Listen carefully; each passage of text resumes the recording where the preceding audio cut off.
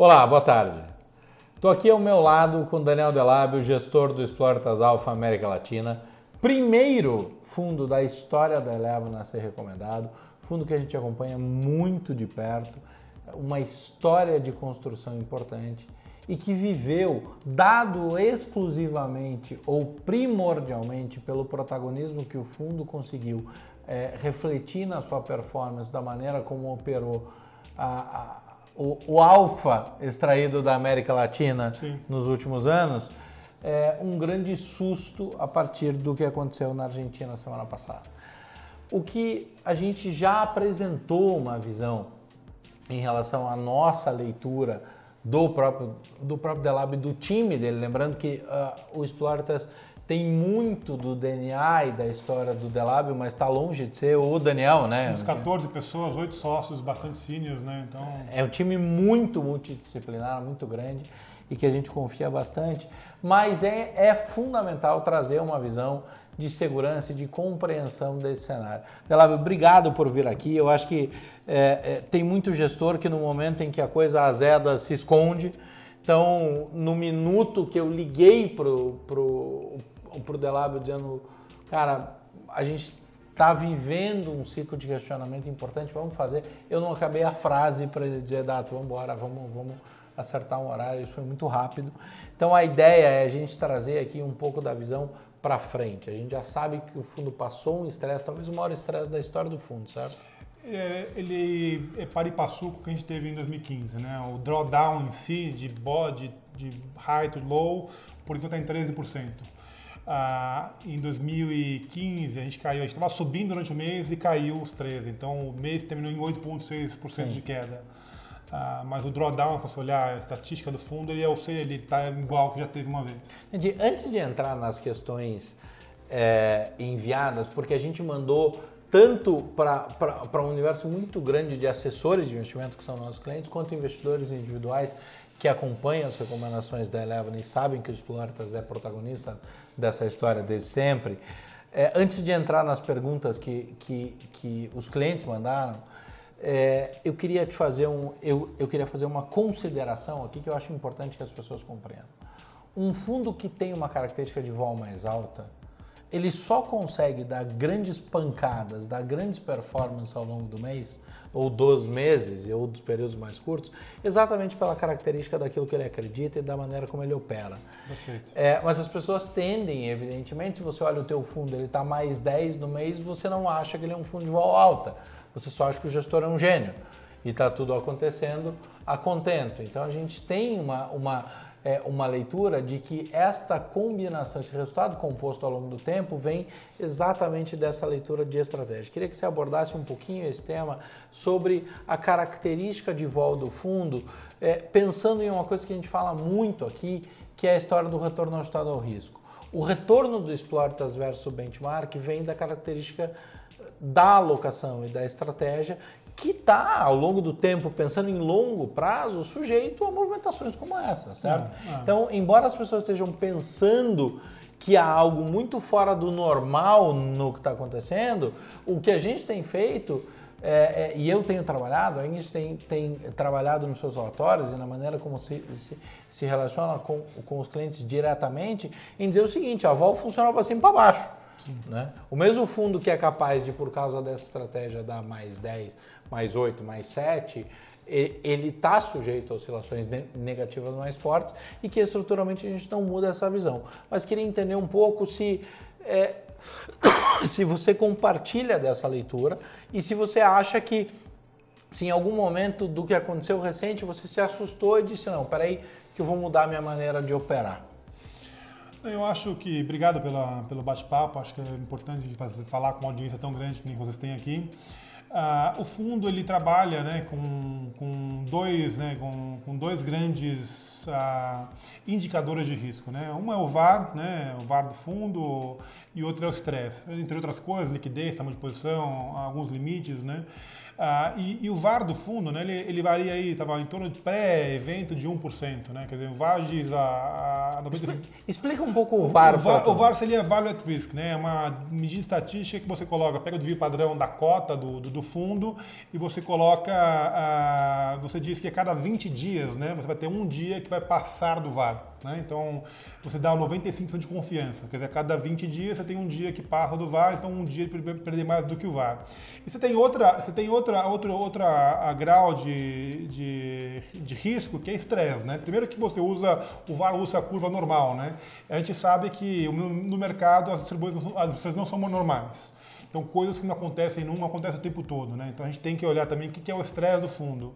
E o estresse do fundo, você olhar o histórico de estresse do fundo, o fundo trabalha com um estresse de 12% até 18%, 20%. O fundo estava com estresse em torno de 14%, desses últimos, 2 meses, está entre 14% e 16%. Né? Então, o fundo e o estresse do fundo é o que pode acontecer em piores momentos de estresse de mercado, onde se extrapola a curva normal, onde o VAR é estourado, o que acontece, o que pode acontecer com o fundo. Né?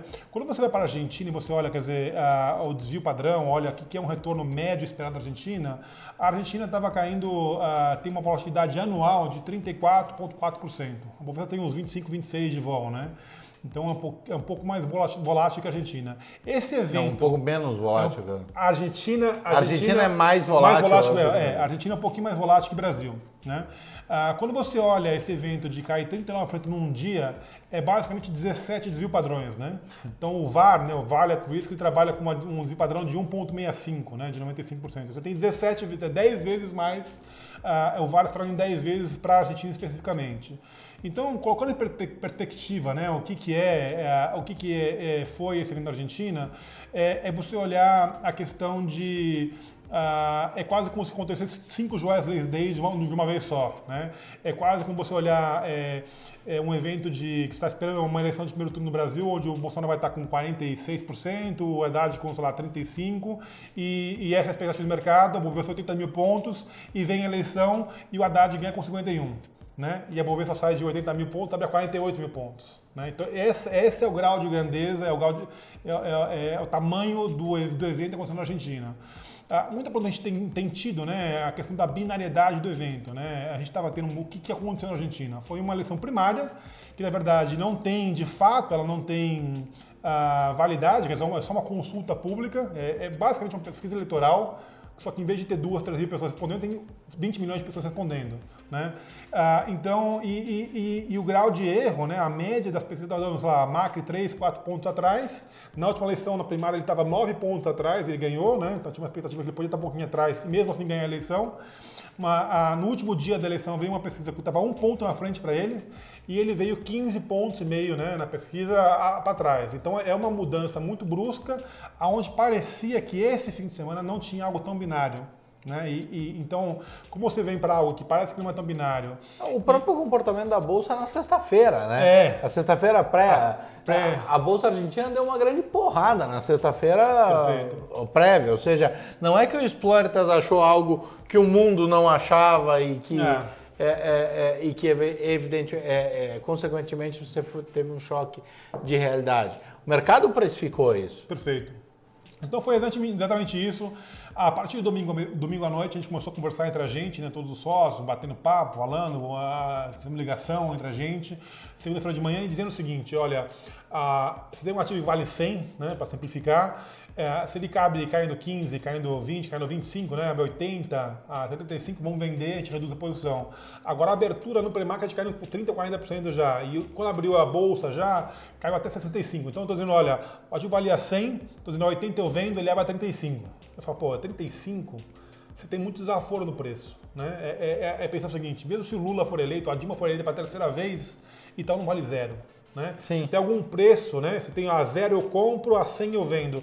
Algum preço você fica indiferente, olha, aqui acho melhor vender, né? Eu acho melhor, mas algum preço começa a ficar muito assimétrico para compra, né? Então a gente achou que estava muito assimétrico e decidiu não vender no dia. Deixa eu te fazer uma pergunta já provocando aqui na linha do que as pessoas fizeram a pergunta. Eu vou tentar seguir as perguntas que vieram, mas mais importante do que a pergunta literal é trazer o tema. E aí eu vou trazer um pouco da minha carga de provocação aqui, como dever de ofício. Porra, 100 a 35 não dá vontade de comprar, Delano?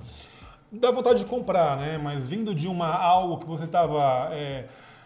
eu estava cego, agora vejo, né? Acho que foi a grande frase ali, que eu não vi. Quer dizer, o cenário de estresse pra gente estava olhando que era... O cenário binário era daqui 2, 3 meses, 27 de outubro, que é o primeiro turno da eleição, né? A gente colocou, pô, se for isso, how bad is, né? O quão ruim é. A gente achava, pô, para a cota 500 a 700 bases de queda, né? Se você olhar a Argentina em si, a gente perdeu 850 bases aí na semana passada, né? Não foi só a Argentina aí para dinheiro, teve um long short Brasil que não foi tão bem e tudo mais. Mas a Argentina em si foi 850 bases, então foi pior do que a gente imaginava. Mas muito do próprio efeito, por exemplo, da posição Brasil, que o fundo perdeu, foi efeito do que aconteceu na Argentina? Não necessariamente. Não necessariamente, né? Acho que tem Vale, Petro, que a gente está comprado e está caindo, né? Sim. Então, mais global. A gente tem um pouco de consumo que estava andando. Então, não foi só a Argentina, não foi muito ligado à Argentina, não. Acho que teve algumas coisas globais e setores que, pô, coisas que, de geral, não acontecem tanto para a gente estava pegando, Entendi. né? Então, foi uma escolha de long short que, nesse mês, particularmente, muito descorrelacionado, não funcionou. Mas voltando para a sua pergunta, quer dizer, quando você tem um evento onde você fala, oh, eu errei, né, ou não achava que ia cair tanto, você começa a se questionar, né, pô, por que está caindo algo que eu achava que não poderia acontecer, né? Então, o primeiro dia foi algo de, pô, dar vontade sim de comprar um pouco mais, mas não vou comprar porque eu acho que eu deixo de digerir um pouco mais quão ruim isso é, o que ele vai falar, qual que é o day after. Passado isso, né, a gente teve uma reunião muito longa com todos os nossos sócios da Exploritas, a gente decidiu olhar, pô, dá vontade, marginalmente, de aumentar, mas não vamos aumentar. O que a gente consegue mudar de risco, né? Uhum. Então, troca de setor. Qual que é o setor pior? Qual é o setor menor, menos afetado, mais afetado? Risco-retorno. Então, fez algumas trocas de setores. Primeiro que a posição cai no fundo, né? A gente tinha 8,6% de ações. Essa, com a queda, ela cai, né? O patrimônio cai um pouquinho também, então ela aumenta, mas o líquido disso aqui, que é 8,6, virou 4,7. Uhum. Esses 4,7, na semana passada, a gente dividiu para 3,7. Não trocou alguns setores, mas vendeu um pouquinho a correção de ação e decidiu trocar setores e trocar um pouco de ação para dívida. Né? Então, dívida me parece mais assimétrico hoje do que ação, porque a Argentina em si é um país não tão endividado, né? Mas tem um vencimento muito de curto prazo. Sim. E você não tem acesso ao mercado de capitais. Né? Então você tem um FMI que já deu 50 bilhões de dólares para eles, eles têm cumprido um papel de austeridade fiscal, né? Não aumentar, congelar salários, cortar gastos, aumentar um pouco de impostos. E isso talvez tenha feito também um pouco dele perder a eleição, porque ele tem sido muito austero com a economia. Então, a gente tem cumprindo, né? Cumprido as metas, então o FMI está para vir agora essas semanas aqui, esses dias para cá, mas provavelmente deveria aprovar um desembolso aí adicional de 5 bilhões de dólares, estava programado, né? Agora em setembro. Então, o que a gente responde essa pergunta, né? Deu vontade de comprar e decidi não comprar, decidi fazer realocações, dado esse risco que a gente tem da Argentina, onde eu consigo realocar para buscar mais assimetrias. Tá. E foi diferentes setores e foi um pouco mais em dívida do que ações. Tá bom. Tem uma pergunta de um cliente que diz assim, sou cotista do Exploritas e queria saber se você zerou a Argentina. E se esse evento surpreendente fez você repensar a estratégia, acho que você já respondeu isso aqui. Mas só respondendo também isso aqui, quer dizer, a gente diz aqui que a gente trabalha o dinheiro próprio, né, e dinheiro de 14 mil amigos. Né? Outro dia eu falei 7 mil, mas eu tenho 14 mil clientes. Alguns são mais próximos, outros menos próximos, né? Mas todo o meu dinheiro está mexido aqui. Então, quer dizer, eu acho que a pior coisa para o meu cotista, para a minha família, para os meus filhos, seria vender a Argentina agora. Então, eu diria que não vejo agora como é ruim para vocês e é ruim para a gente vender a Argentina agora. Acho que passou do ponto, tem um overshooting e pode ter... você tem um cara que é de centro-esquerda, não tão esquerda, ele é um pouquinho mais para o centro do que a Cristina, que pode ser um pouco menos ruim do que está precificado. Sim. E o fato de ser menos ruim, tem tanta coisa no preço, só... menos ruim, você tem alguns alívios e o mercado pode dar uma respirada. A gente trabalha muito esse conceito aqui, lembrando que, como eu disse na abertura, o Exploritas foi o primeiro fundo que a gente recomendou. O fundo hoje passou há algum tempo já de R$1 bilhão e tinha 8 milhões, né? 8 ou 10 milhões. em pele. Então a gente acompanhou muito de perto todo o crescimento do fundo, toda a estratégia, toda a implementação, todo o trabalho feito pelo Daniel no Eleven Convida, que a gente fez recente lá na Expert. Eu ressaltei muito isso, a gente segue mais uma vez reforçando essa posição. É claro que ex-post é tudo muito mais fácil, né? Ou seja, depois de um evento materializado, é muito mais fácil pensar sobre o que deveria ser feito. Mas uma das perguntas que mais chegou foi se não tinha uma estrutura de hedge barata para fazer em relação a isso. Não tinha hedge barato, né? Quer dizer, você tinha um outro código de opção e tudo mais. Primeiro que você não estava... A ideia de, hoje em dia, olhando, né, com um jornal de segunda-feira, né, pro fim de semana, você fala, pô, o hedge não estava tão caro, né? Porque pô, se eu soubesse tinha 17 sigma um dia, né? 17 desvio padrões, qualquer hedge caro teria se pagado, né? Mas a Argentina era muito mais uma aposta direcional, né? Vindo já de uma deterioração muito grande. A Argentina caiu 51% no ano passado, né? Você olha os highs do MSCI Argentina, estava, sei lá, hoje em dia está 1.500, estava 4.500, então ele está 1/3 do que já foi já, né? Então você tinha muita coisa no preço, né? Muita deterioração no preço. Então era muito mais uma aposta em algumas ações, né? E um pouco em dívidas, tinha 1/3 da posição em ações, 2/3 em dívidas, algumas dívidas próximas, né? Se houvesse um efeito de default perto de recovery, talvez você tenha o default nem perca dinheiro. Sim. Né? Você considera o risco de default argentino? Acho que todo mundo considera hoje em dia, né? Acho que você tem cenário, quem vai ganhar... E você já considerava antes? A possibilidade menor, né? Sim. Então hoje em dia eu acho que o mercado, se você olhar o CDS, ele precifica 85% de chance de default, né? Então, eu diria que a chance talvez seja um pouco menos do que isso. Eu acho que pode não ter um default, ou você pode demorar para ter um default, né? E se você demorar para ter um default, você recebe os cupons... Você recebe o carrego no meio do caminho. No meio do caminho, isso talvez não tenha problema lá para trás. Então, se olhar a Venezuela, que é uma situação muito mais complicada, né? Os bonds tradam a 27 centavos no dólar, né? Cada 100 dá 27. A gente já está tradando 42, né? Alguns bons, 45 agora. Então você tem algumas coisas aí com cupom de 9, né? Então 42, 45, cupom de 9, você cai para 36 de exposição em um ano, né? Mais um pouquinho você está para 36, né? Tá perto de Venezuela. Então, e é um país que precisa só de alongar a dívida, não precisa reestruturar. Sim. Né? Precisa só de um alongamento de dívida, né? Então eu acho que tem algumas maneiras de você contornar. Você pensa o seguinte, quando a gente faz analogia com o Brasil, né, você pensar que quem foi eleito não foi a Dilma com o Lula, né? É meio que o Ciro Gomes sendo eleito, que não é uma grande coisa, né? Com o Lula, um PT de vice. Então é um partido de centro-esquerda, mas um Ciro Gomes que já foi até prudente fiscalmente no Ceará e tem várias pessoas para dizer, não é tão ruim, né? Alguns era meio dividido quando a gente tinha a possibilidade de ser eleito, de como isso ia acontecer. Então é um pouquinho disso que a gente está vendo lá, pode ser um partido menos radical, até a eleição ele fala para o eleitor dele, né? Então ele vai falar um pouco para o eleitor dele. Sim, exato. E a partir da eleição ele fala assim, a Dilma ganha, ela fala assim, vem aqui jogar com o Levi. Que é uma coisa que a gente falou muito aqui, né? Leva no ano passado, ao longo do processo eleitoral, que era o seguinte, uma coisa é escutar o discurso eleitoral, outra coisa é ver a prática após a eleição materializada, né? Que é basicamente isso. Ele não convém para ele, quer dizer, se você olhar a Argentina é um país onde Brasília está em São Paulo, na Paulista, né? Então, a Brasília está no MASP. Se você tem, e é uma economia dolarizada, né? Então você tem muitas dívidas nas pessoas físicas, você tem muitas dívidas nos bancos, né? Se você tem um evento de crédito... O dólar é moeda corrente na Argentina. Você pode ter conta corrente em reais e em dólares, né? Em reais não, em pesos e em dólares, né? Você tem as duas contas lá. Morei lá, eu tinha conta nas duas moedas.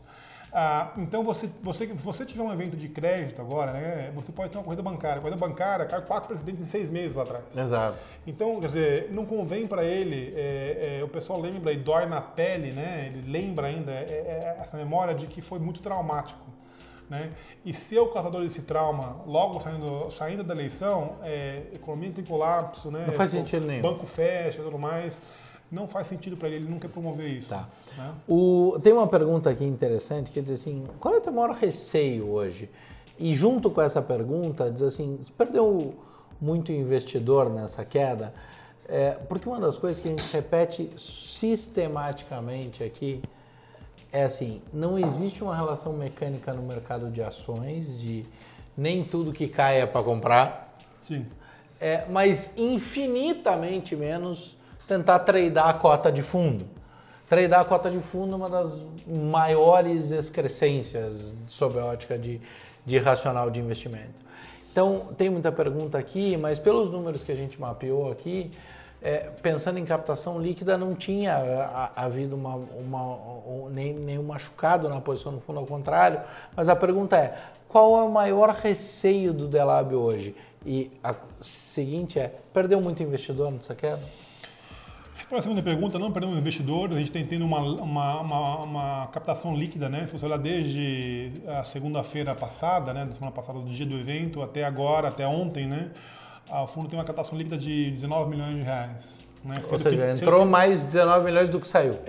E o dinheiro entrou agora e vai sair, né, ao longo dos meses, porque o dinheiro entra de 0, né? Sim, e sai de 30, né? Então você tem aí você tem dinheiro entrando todo dia. Se você olhar a programação dos próximos 30 dias, né, de 33 dias, acho que está 50 milhões de reais para sair, que é basicamente hoje 3% do patrimônio para sair. Mas tem dinheiro todo dia entrando, né? E o líquido dessa semana foi mais entrada que saída. Entrou, a semana passada 45, a semana entrou mais lá uns 15 talvez. Então entrou 60 milhões em 7 dias úteis. Né? Então está entrando mais dinheiro que saindo. Vamos ver como isso vai ficar. Tá. E qual é o teu maior receio? Cara, eu não tenho... Eu acho que receio é um pouco da responsabilidade com esses 14 mil amigos. Né? Quem conhece um pouco... O pessoal fala muito de skin on the game, né? Eu tenho todo o meu patrimônio investido aqui. Mas quem conhece a minha índole, sabe? Eu me sinto muito mais preocupado de ter dinheiro dos outros, perder dinheiro dos outros, responsabilidade, amigos, gente não tão próxima... do que meu próprio dinheiro. Teve uma pessoa que ligou esses dias aí, ligou lá no fundo, estava um pouco bravo, não sei o quê, falou com o nosso comercial, falou depois com o nosso risco, eu estava em reuniões, não conseguia atender. Aí me falaram, né, eu falei, eu vou falar com esse cara, né? Tentei ligar para ele, não consegui, mandei um e-mail, ele me respondeu 9h30 da noite. Eu falei, você pode falar agora? Eu falei, posso. Eu liguei para ele, cara.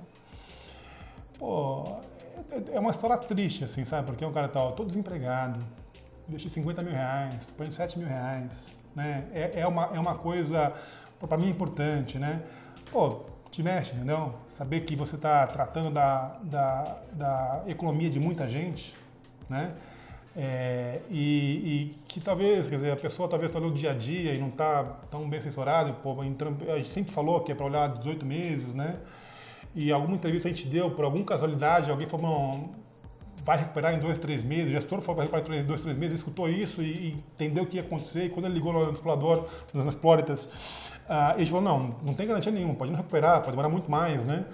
Então ele sentiu assim, cara, então foi uma conversa boa, mas é uma conversa de responsabilidade muito grande, né? Não só das pessoas que trabalham com a gente, nas famílias que dependem de tudo isso, mas mais desse investidor, né? O skin of the game para mim, quer dizer, quem conhece a ética, a índole, o skin do outro para mim dói mais do que a minha própria skin. Né? É uma coisa que a gente fala demais aqui, cara. Assim, demais e o que nos fez como companhia.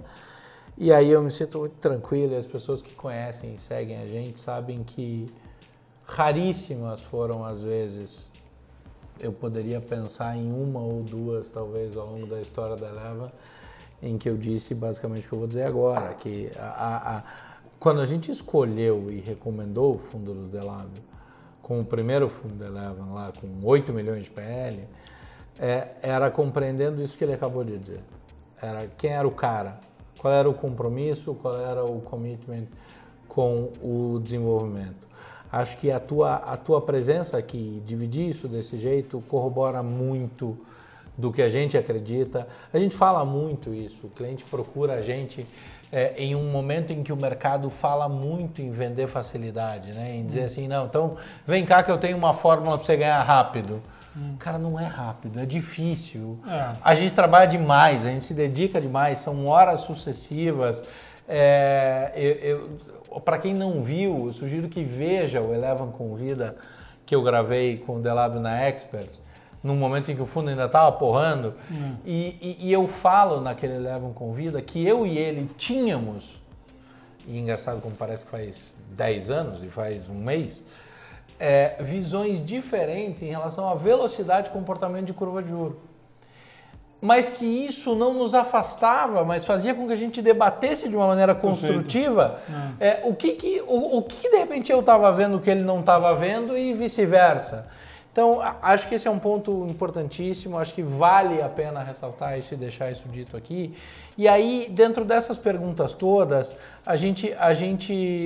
você já falou sobre FMI, você já falou sobre default, já falou sobre exposição. Tem uma última pergunta aqui, antes de eu entrar na pergunta que o nosso próprio time montou para você, que é o seguinte: existe um número que se chegar nele você zera a Argentina?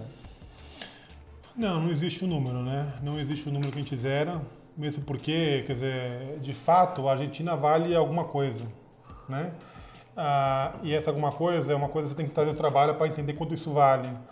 Quanto mais cai, mais próximo ou abaixo desse valor tá, né? O que a gente tem, né? A gente tem de rever casos. A gente estava short, por exemplo, em Embraer, quando a Boeing fez o tender de Embraer, né? E subiu 25% em um dia. E a gente foi, olhou e decidiu, pô, acho que pode ser um bid muito maior e perdendo dinheiro a gente saiu da posição. A gente estava com uma concessionária envolvida no Lava Jato, a gente decidiu sair da posição também, depois de eventos e tudo mais. A gente decidiu sair perdendo dinheiro. Então a gente sai de posições perdendo dinheiro. Outro dia alguém perguntou, né, às vezes caindo é melhor sair. Eu respondi, às vezes não é. E nosso é o difícil trabalho de separar as duas coisas. De olhar e entender. E às vezes a gente pode acertar ou errar, mas eu realmente acho que não é a hora de sair da Argentina. Sim. Né? Eu acho que a dívida está muito assimétrica, eu acho que você pode não ter um default e andar super bem, eu acho que você pode ter um default e perder dinheiro, e você pode ter um default e não perder dinheiro. Sim. E eu acho que é a simetria de risco-retorno. Eu acho mais provável você comprar hoje uma ação aqui no Brasil e perder 20%, 30% do que perder dinheiro na Argentina, né? Não, sem o upside de ganhar 150%, 200%. E como fala o nosso time aqui, eu falei na abertura, o fundo é Exploritas Alpha América Latina. É um fundo que tem o DNA de investir na Argentina e que o que aconteceu não aconteceu em um ativo fora do mandato do fundo. Não. Né? Não é que o Delávio ficou doidão e quis montar uma posição de Bitcoin, né? Não. A gente acho que isso é uma coisa que a gente não teve ninguém falando, não sabia. Né? Tá na carta lá, todo mês, você pode olhar a posição da Argentina em ações, está lá, 8,6, você viu o mês anterior, né? Tá falando na carta, a gente sempre falava 1/3 da posição em via ações, 2/3 via dívida, então tem inúmeros vídeos, né? É só procurar, você vai ver que a gente estava falando sobre isso ativamente, né? Acho que eu fiz um programa com o Thiago Salomão do Stock Pickers, falou bastante de Argentina. Exato. Né? Já foi algumas vezes lá também. O Thiago é um figuraço, o programa tá ótimo. Né? Ele mandou também, quer dizer, a gente está assim, super solido, mandou um dia à noite, você pode gravar um áudio aqui para a gente mandar? Foi muito também, legal, exato. Também gravei o áudio, então a gente tem sido muito, a gente não tem fugido de falar com ninguém, quer dizer, estamos aqui tentando fazer o melhor, né? E a ideia é ser transparente, cara. Tá, transparência é o nome do jogo. Pergunta do nosso time, Delávio. Um dos grandes diferenciais do Exploritas é a habilidade para operar arbitragem, explorar a simetria, elaborar estratégia diversificada. A escolha por operar uma eleição na Argentina através de uma posição direcional relevante, embora esteja no mandato do fundo, representou um risco maior que o usual? Essa é a primeira. O fim ainda que a convicção no case fosse muito grande e não houvesse como prever a dimensão da repercussão, como foi a análise prévia para a tomada de risco nesse caso especificamente?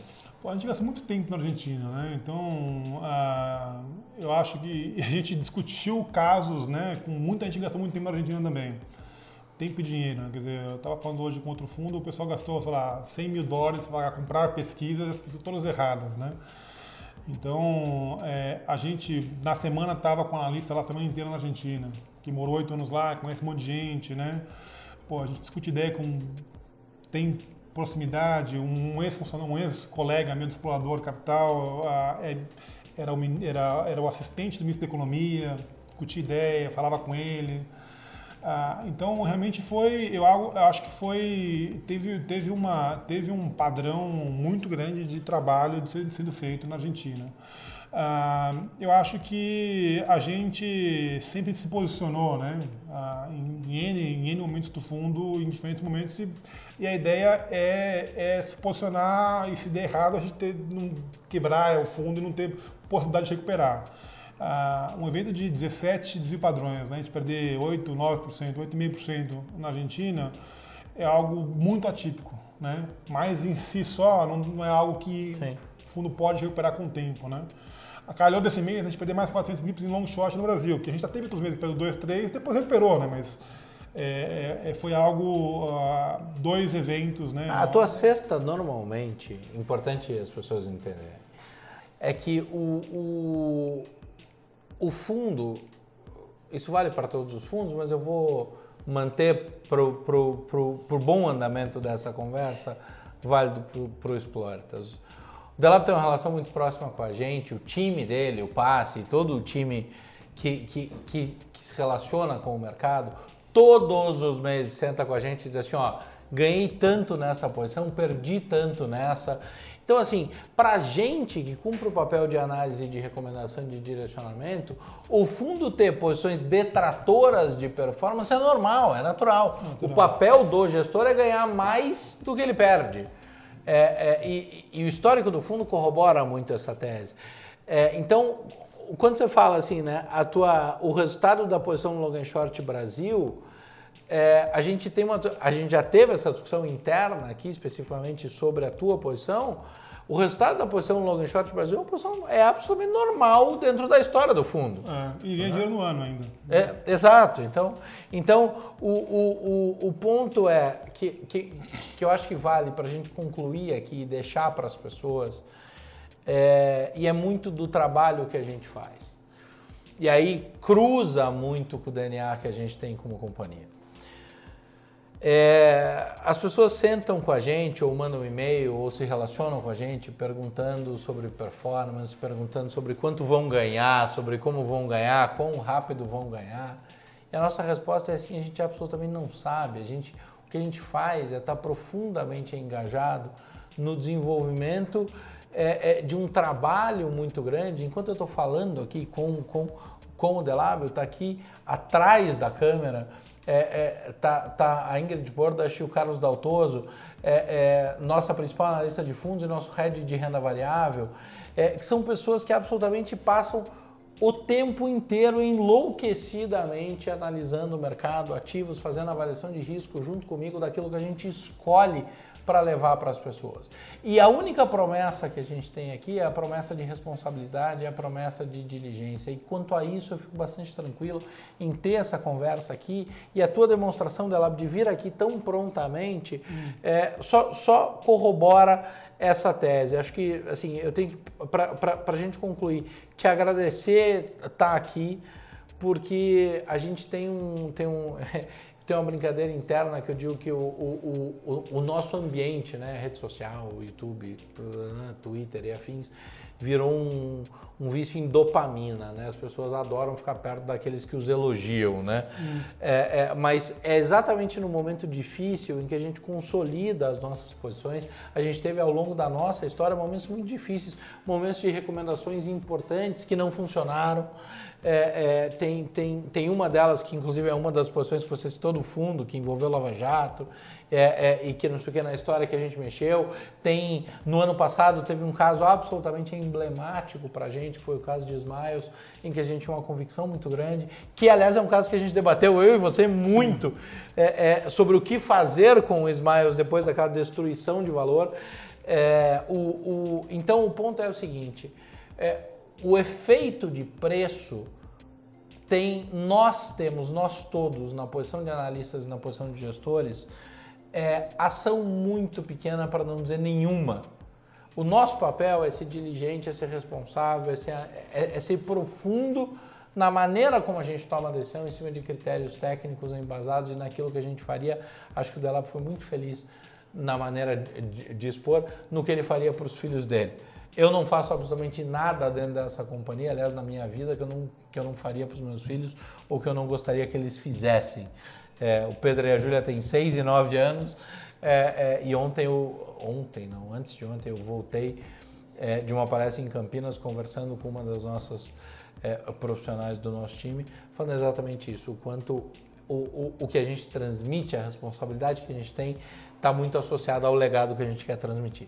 Então, obrigado pela tua participação, obrigado pelas explicações. Se você quiser deixar alguma consideração final, acho sensacional. Acho que vale a gente reiterar que a nossa visão para a gestora, para o fundo, não mudou em absolutamente nada, em que os fundos, no trabalho para aqueles clientes, principalmente os clientes para os quais a gente monta as estratégias globais, a gente trabalha portfólios descorrelacionados, então a gente leva em consideração característica de vol do fundo, de exposição da classe de ativo, que a gente absolutamente não mudou. Então muita gente perguntou para a gente nos últimos dias, e daí, saio do Exploritas, vendo, troco?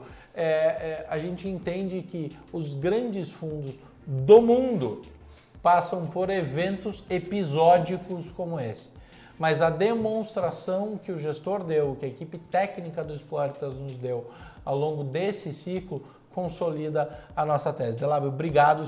Fica aberto para você dizer absolutamente o que você quiser para concluir. Eu acho que é isso aí, Dato. Obrigado pelo tempo. A gente está super aberto, né, à medida possível. Não vou falar amanhã vou meditar a ação, né? A gente não fala isso. Mas a gente está transparente, trabalhando, tem um alinhamento de interesse muito grande e a gente acho que dá para superar isso aqui. Eu vejo como uma oportunidade, está falando com o Daltoso mais cedo, falou, todo meu dinheiro está no fundo, então não dá para tirar, né? Tem apartamento e tem o fundo, então, mas todo o dividendo mensal que a gente recebe é no fundo, a gente coloca. Eu acho que é oportunidade. Mas eu acho bom você perguntar para o pessoal, para o assessor, para o Dato, para as pessoas independentes, né? Porque você vai para o Itaú, perguntar, melhor Itaú ou Bradesco, né? Você vai acabar, melhor Itaú, Bradesco também, né? Então, eu estava falando com uma pessoa que me perguntou, esse caso que está contando, eu falei, exatamente isso, você entende que eu estou conflitado, né? Eu realmente acho que isso aqui é um excelente produto. Senão não estaria fazendo isso que eu faço, né? Sim. Mas a pergunta para os seus assessores A gente fica muito livre, a gente tem uma tranquilidade muito grande e a nossa história já nos dá estatística e dado para dizer isso. Quando a gente acha que tem que estopar uma posição, a gente estopa sem nenhum problema. O Smiles foi um caso emblemático e pouca gente sabe, mas a decisão que a gente tomou, vou usar uma expressão do Rafi, de estopar Smiles. O dia que eu estopei Smiles, eu falei com o Delabio, ele falou, não é hora de estopar nem a pau. A visão dele era diferente da nossa naquele momento, que temos em tantos momentos visões convergentes, naquele momento era uma visão diferente. E a nossa decisão foi em cima do nosso mandato, que era caminhar ao lado das pessoas e cuidar dos indivíduos, imaginando que o fundo tinha uma posição diferente, porque ele tem uma visão, uma capacidade de ação distinta. Então, eu não tenho nenhum problema em estopar uma posição ou mudar de convicção, quando eu acho que esse é o caso, especificamente aqui em relação à gestora. Definitivamente não é. A gente trouxe você para dizer isso. Muito obrigado. Obrigado a vocês. Agradeço a todos. Acho que esse vídeo vai atender uma demanda latente. A gente foi poucas vezes na história da Eleven. Aliás, Eleven que completa, hoje é dia 22, daqui a 48 horas completa 4 anos do seu lançamento. Para a gente um imenso prazer. Completa 4 anos sendo a maior companhia do Brasil dentro do segmento em que atua. Certamente isso veio da responsabilidade, da diligência, da técnica. Em poucos momentos da nossa história a gente foi tão demandado em um ativo específico quanto a gente foi em relação ao fundo. Perfeito. Então agradeço demais. Gente, muito obrigado. Esse não é da mesma maneira como o Gustavo, que grava, que produz, que edita, que prepara tudo. Quando eu fui abrir o vídeo, ele falou, Dato, a gente acabou de fazer uma Eleven com vida com o Delabio, então você precisa explicar exatamente o que você está fazendo aqui. E o meu ponto é dizer o seguinte, é ser responsável, é ser diligente, é trazer o cara aqui para prestar esclarecimentos no sentido de ser absolutamente transparente com o cotista, com o investidor, com o assessor de investimento, com aqueles que fazem diferença no mercado e para quem a gente efetivamente trabalha todo dia. Muito obrigado a todos, um grande abraço, tchau!